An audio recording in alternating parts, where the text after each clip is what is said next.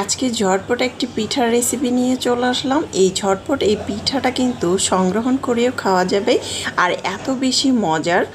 মাত্র ময়দা আর ডিম দিয়ে প্রথমে দেখতে পাচ্ছেন একটি বলের মধ্যে 3টি ডিম ভেঙে নিয়েছে। আপনারা একটি বা 2টি ডিম দিয়ে তৈরি করতে পারবেন।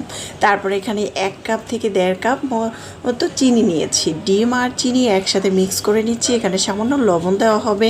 এখানে 2 টেবিল চামচ কালি জিরা দেওয়া হয়েছে। এখন খুব ভালো করে মিক্স করা হচ্ছে। আবারও চিনি দেওয়া হয়েছে 1/2 কাপের মতো।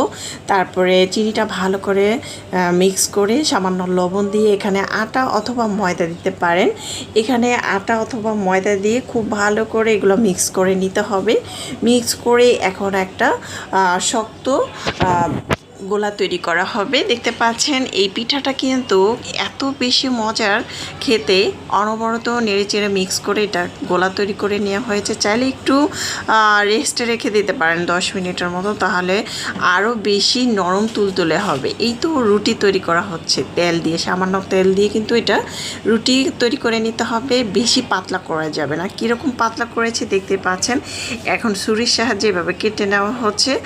আর এই পিঠাটা যখন ভেজে সংগ্রহণ করে রেখে দিবেন, পিঠাটা অসম্ভব মজার। বাচ্চা থেকে বড় সবাই পছন্দ করবে। কিভাবে ছুরি দিয়ে কাটা হচ্ছে আপনারা নিশ্চয়ই দেখতে পাচ্ছেন। এভাবে চাইলে কিন্তু বাসায় তৈরি করে বিস্কিটের মতো কিন্তু রেখে দিতে পারেন। রেখে দিলে কিন্তু বাচ্চা থেকে বড় সবাই পছন্দ করবে এবং সব সময় এটাই তৈরি করে দিতে বলবে। একদম কেকের মতো খেতে অসম্ভব মজার।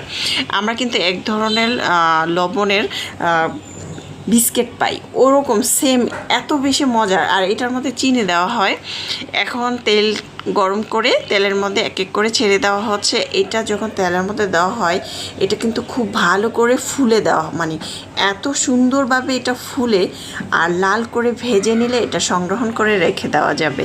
চাইলে কিন্তু আপনারা চাইলে এভাবে কিন্তু সংগ্রহণ করে ভেজে ঠান্ডা করে রেখে দিতে পারেন। এটা প্রায় 2-3 দিনের মতো, 1 সপ্তাহ মতো কিন্তু এই পিঠাটা খাওয়া যাবে। চাইলে ঝটপট কিন্তু এটা তৈরি করে নিতে পারেন। আমার বাসায় আমি সবসময় এভাবে তৈরি করে এটা কিন্তু রেখে দিই। দেখতে পাচ্ছেন ভিতরে কতটা নরম তুলতুলে সফট, খেতে অসম্ভব মজার। চাইলে ট্রাই করতে পারেন। আল্লাহ হাফেজ।